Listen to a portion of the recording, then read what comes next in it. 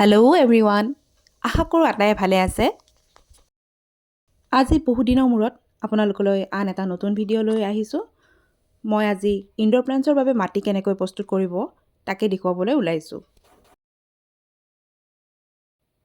মই তাৰ বাবে 50% মাটি আৰু 30% বালিচহীয়া মাটি আগতীয়াকৈ মিহলাই থৈছিলোঁ। সেইখিনি মই ওলাই লৈছোঁ আৰু তাৰপিছত মই তাৰ লগত কিছু শুকান গোবৰ মিহলাই লৈছোঁ। মই টাবটো প্ৰস্তুত কৰোঁতে প্ৰথমে এনেকৈ মাটি মিহলাই লওঁ। মাটিৰ পৰিমাণবোৰ কম বেছি হয় গছ অনুসৰি, আৰু মই তাৰ লগত সদায় শুকান গোবৰ মিহলাওঁ। মই ৰাসায়নিক সাৰ কমকৈ প্ৰয়োগ কৰোঁ। জৈৱিক সাৰ বা পচন সাৰৰ প্ৰয়োগ মই বেছিকৈ কৰোঁ, আৰু তেনেকৈ কৰিলে যথেষ্ট টকা ৰাহিৰ উপৰিও ঘৰতে জৈৱিক সাৰসমূহ বা পচন সাৰসমূহ প্ৰস্তুত কৰিব পাৰি। তেনেকৈ মই প্ৰস্তুত কৰি লওঁ। এয়া এনেকৈ মই মাটিবোৰ ভালকৈ গুড়া কৰি লৈছোঁ, নহ'লে যদি গোটা গোটা হৈ থাকে গছডালে কষ্ট পায়। সেইকাৰণে চাব যাতে মাটিখিনি জুৰজুৰীয়া হৈ থাকে। আৰু মই এনেকৈ মাটিখিনি মিহলাই লৈছোঁ। যিহেতু ইনড'ৰ প্লেণ্টছে মইশ্চাৰ ভাল পায়, সেয়ে মন কৰিব যাতে মাটিখিনিত মইশ্চাৰ থাকে আৰু মাটিখিনি যাতে কোনো প্ৰকাৰে পানীৰে ভিজা নাথাকে, সেইখিনিও ভালদৰে চাব। মাটিখিনি যদি ভালকৈ প্ৰস্তুত কৰা হয় তেনেহ'লে তাতে বাৰে বাৰে সাৰ প্ৰয়োগ কৰি থকাৰ প্ৰয়োজনীয়তা নাই। আৰু ইনড'ৰ প্লেণ্টছ অতি ল' মেইনটেনেঞ্চৰ দৰকাৰ, তাতে বেছি যত্নৰ দৰকাৰো নাই ইনড'ৰ প্লেণ্টছত, আৰু তাতে সদায় পানী দিয়াৰো প্ৰয়োজনীয়তা নাথাকে। ইনড'ৰ প্লেণ্টছে ছানলাইট ভাল পায়, কিন্তু ডাইৰেক্ট ছানলাইটৰ পৰিৱৰ্তে ইনডাইৰেক্ট ব্ৰাইট ছানলাইট পৰা ঠাইত ইনড'ৰ প্লেণ্টছবোৰ ৰাখিব লাগে। তাৰোপৰি ইনড'ৰ প্লেণ্টছে সতেজ বতাহ ভাল পায়। ইনড'ৰ প্লেণ্টছৰ সদায় পানী দিয়াৰ প্ৰয়োজনীয়তা যিহেতু নাই, সেয়ে পানী আপোনালোকে 2-3 দিনৰ মূৰে মূৰে একেবাৰে সামান্য পৰিমাণৰ দিলেই হ'ল। পানীখিনি দিয়াৰ আগতে গছৰ গুৰিত আঙুলি এটাৰে অকণমান খুচি চাব। যদিহে শুকাই গৈছে তেতিয়াহে তাতে পানী দিব, নহ'লে তাতে পানী দিয়াৰ প্ৰয়োজনীয়তা নাই। আৰু যদি আপোনালোকে পানী দিয়াৰ পৰিমাণ বেছি হয় তেতিয়াহ'লে ইনড'ৰ প্লেণ্টছৰ বিভিন্ন ধৰণৰ বেমাৰে দেখা দিয়ে, যেনেকৈ পাতবোৰ হালধীয়া পৰি যায় অথবা টিপছবোৰ ব্ৰাউন হৈ পৰে। তাৰোপৰি ফাংগাল ইনফেকশ্যন হোৱাৰো সম্ভাৱনা থাকে। সেয়েহে যাতে মাটিখিনি ভালদৰে শুকায় তাৰপিছতহে আপোনালোকে নেক্সট পানী দিব, আৰু একেবাৰে কম পৰিমাণৰ দিব। একেলগে বহুত পানী দিলেও যথেষ্ট অসুবিধাৰ সৃষ্টি হয় ইনড'ৰ প্লেণ্টছবোৰৰ বৃদ্ধি হোৱাত। ইনড'ৰ প্লেণ্টছ ৰোৱাৰ বহুতো বেনিফিটো আছে। বিভিন্ন ধৰণৰ ইনড'ৰ প্লেণ্টছৰ বিভিন্ন ধৰণৰ বেলেগ বেলেগ বেনিফিটছ থাকে। যেনেকৈ কিছুমান ইনড'ৰ প্লেণ্টছ ৰাখিলে বাস্তুমতে ঘৰখনৰ বাবে অতি ভাল, বা আপোনাৰ অফিচৰ বাবেও যথেষ্ট ভাল, ব্যৱসায়ৰ কাৰণেও ভাল কিছুমান গছ। সেইবোৰ চাই মেলি গছবোৰ ৰুব লাগে। আৰু ইনড'ৰ প্লেণ্টছে আপোনাক এয়াৰ পিউৰিফিকেশ্যনত অৰ্থাৎ বায়ু শোধন কৰাত যথেষ্ট সহায় কৰে আৰু লগতে অক্সিজেন লেভেল বঢ়ায়। তাৰোপৰি ইনড'ৰ প্লেণ্টছে ঘৰৰ সৌন্দৰ্য দুগুণে বৃদ্ধি কৰে।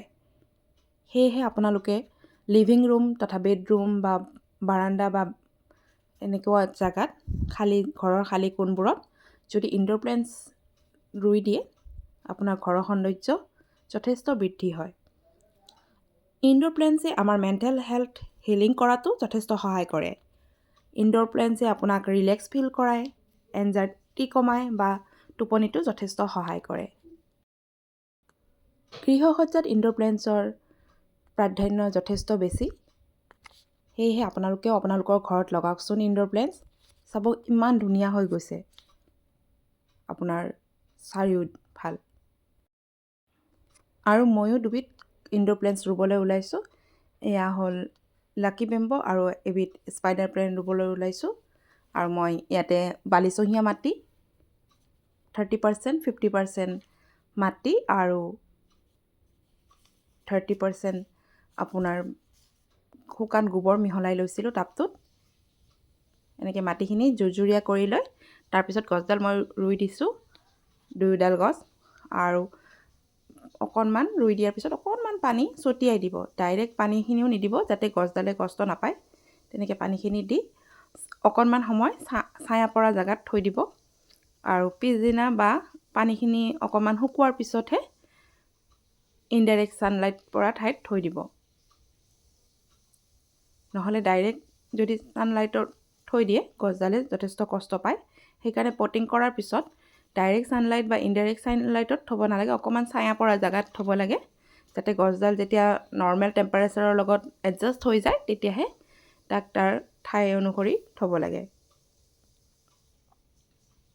মই এনেকৈ ভালকৈ ৰুই লৈছোঁ গছখিনি। গছখিনি ৰোৱাৰ পিছত অকণমান হেঁচি দিব লাগে যাতে ভিতৰত এয়াৰ নাথাকে। আপোনালোকে শুকান গোবৰৰ সলনি ভাৰ্মি কম্পষ্টো ব্যৱহাৰ কৰিব পাৰে, আৰু নতুবা আপোনালোকে অন্য সাৰো ব্যৱহাৰ কৰিব পাৰে, কিন্তু মই ইনডোৰ প্লেণ্টছৰ বাবে গোবৰ সাৰেই প্ৰয়োগ কৰোঁ, শুকান গোবৰ সাৰ। আৰু মাজে মাজে ইনডোৰ প্লেণ্টছবোৰৰ হালধীয়া পৰা পাতবোৰ বা ব্ৰাউন টিপছবোৰ কাটি এৰুৱাই দিব লাগে, শুকান পাতবোৰ এৰুৱাই দিব লাগে, যাতে ফ্ৰেছ লুকটো সদায় মেইনটেইন হৈ থাকে।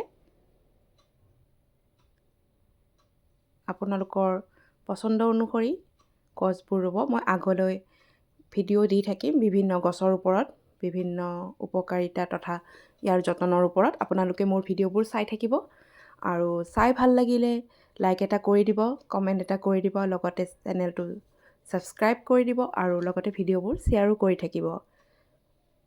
আপোনালোকৰ সহায় অবিহনে মই নিশ্চয় আগবাঢ়িব নোৱাৰিম। সেয়েহে আপোনালোকৰ সহায় সহযোগিতা সদায়ে মোৰ কাম্য। আপোনালোকে ভিডিঅ'টো চাই কেনেকুৱা পালে মতামত দি জনাব। ভাল লাগিলেও জনাব আৰু বেয়া লাগিলেও জনাব, মই শুধৰাবলৈ চেষ্টা কৰিম। নেক্সট আপোনালোকে কি গছৰ ভিডিঅ' চাব বিচাৰে সেয়া মোক কমেণ্টত জনাব বা মেছেজ কৰি জনাব, মই বনাবলৈ চেষ্টা কৰিম নিশ্চয়।